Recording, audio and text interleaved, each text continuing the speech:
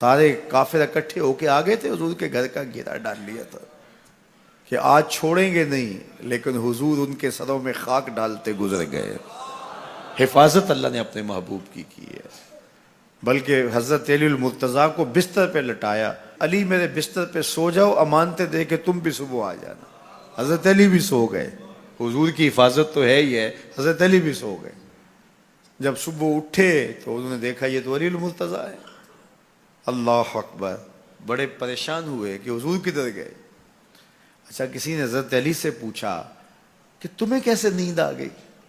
ننگی تلواریں لیے وہ گھر کے ارد گرد تھے اور آپ چادر اوڑے سوئے تھے حضور کے مغالطے میں، وہ آپ کو بھی تو نقصان پہنچا سکتے تھے۔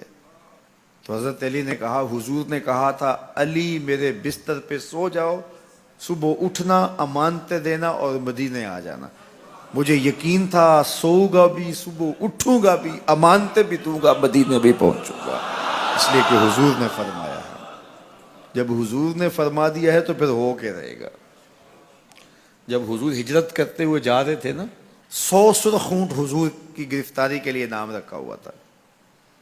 سراقہ بن مالک یہ حضور کو گرفتار کرنے کے لیے آگے بڑھا اور اس کی لالچ یہ تھی کہ اتنا بڑا انعام ہے، مجھے مل جائے گا، لیکن اس کی سواری گھٹنوں تک دنس جاتی ہے، معذرت کرتا ہے، پھر ارادہ بدلتا ہے، پھر یہی ہوتا ہے۔ تیسری مرتبہ بھی جب ایسا ہوا تو سمجھ گیا کہ یہ تو میرے بس کا روگ نہیں ہے۔ اب اسے پریشانی ہوئی کہ جو آج اس حالت کے اندر بھی اللہ کی اتنی تائید کے سائے تلے ہیں، تو کل جب یہ دوبارہ پلٹیں گے اور مکہ ان کے قبضے میں ہوگا تو پھر میرے ساتھ نہ جانے کیا سلوک ہوگا۔ تو کہا کہ حضور مجھے امان لکھ دیجئے۔ تو حضور نے کیا فرمایا، سراقہ تو مجھے گرفتار کرنا چاہ رہا ہے، میں تیرے ہاتھ میں کسریٰ کے کنگن دیکھ رہا، میں تیرے ہاتھ میں کسریٰ کے، اس وقت کی سپر طاقت تھی کسریٰ، تو فرمایا میں تیرے ہاتھوں میں کسریٰ کے کنگن دیکھ رہا۔ تو حضور سے انہوں نے باقاعدہ امان لکھوا لی۔ اللہ اکبر۔ حضرت عمر کا زمانہ ہے، ایک جنگ میں حضرت سراقہ بن مالک بھی تھے، تو کافر قلعہ بند ہو گئے، اور یہ جب ان کے اوپر حملہ آور ہوتے ہیں تو وہ اندر سے پتھر پھینکتے ہیں، فصیل عبور نہیں کی جاتی۔ تو سراقہ بن مالک کہنے لگے کہ مجھے آپ منجنیق میں ڈال کر کے ان کے قلعے کے اندر پھینک دو اور میں اندر سے جا کے دروازہ کھول دوں گا، تو پھر تم آ جانا۔ تو لوگوں نے کہا سراقہ کیا بول رہے ہو؟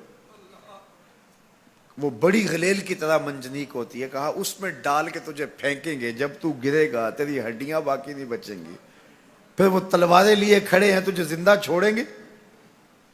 تو حضرت سراقہ نے کہا مجھے کچھ نہیں ہوگا، اس لیے کہ حضور نے کہا تھا تیرے ہاتھوں میں کسریٰ کے کنگن دیکھ رہا ہوں، ابھی تک کنگن نہیں آئے، جب تک کنگن نہیں آتے موت آ ہی نہیں سکتی ہے۔ یہ یقین تھا ان کا، یہ اذعان تھا ان کا۔ تو حضور کی حفاظت اللہ نے اپنے ذمہ کرم پہ لی ہے۔ سوال یہ ہے کہ باقی بھی اللہ کے سچے نبی ہیں، ان کی حفاظت اللہ نے اپنے ذمہ کرم پہ کیوں نہیں لی، اور حضور کی حفاظت اپنے ذمہ کرم پہ کیوں لی؟ باقی بھی کتابیں اللہ کی سچی منزل من اللہ کتابیں ہیں، ان میں تحریف راپ آ گئی، لیکن قرآن مجید کی حفاظت اللہ نے اپنے ذمہ کرم پہ لی۔ کیوں؟ تو اس کا جواب یہ ہے کہ اگر کوئی نبی شہید ہو جاتا ہے تو نیا نبی آنے والا ہے، اس کی جگہ کو پر کر دے گا۔ اگر کسی کتاب میں تحریف راہ پا جاتی ہے تو کوئی بات نہیں، نئی کتاب نازل ہونے والی ہے۔ حضور کی حفاظت اس لیے کی کہ اگر حضور بھی شہید کر دیے جاتے ہیں تو پھر حضور کے بعد تو کوئی نبی آنے والا نہیں ہے، اور کتاب اللہ کے اندر اگر تحریف کر دی جاتی ہے فَبِأَيِّ حَدِيثٍ بَعْدَهُ يُؤْمِنُونَ، تو قرآن کے بعد تو کوئی اور نسخہ نور نازل ہی نہیں ہونے والا، تو لوگ ہدایت، روشنی اور اجالا کہاں سے لیں گے؟ اس لیے اس کتاب کو بھی باقی رکھا گیا اور مصطفیٰ کی بھی حفاظت فرمائی گئی۔ حضور کے آنے کے بعد اتمام دین ہو گیا. انا خاتم النبیین لا نبی بعدی، میں آخری نبی ہوں، میرے بعد کوئی نبی نہیں ہوگا. اور میں نے عرض کیا 100 آیات قرآنیہ، 210 احادیث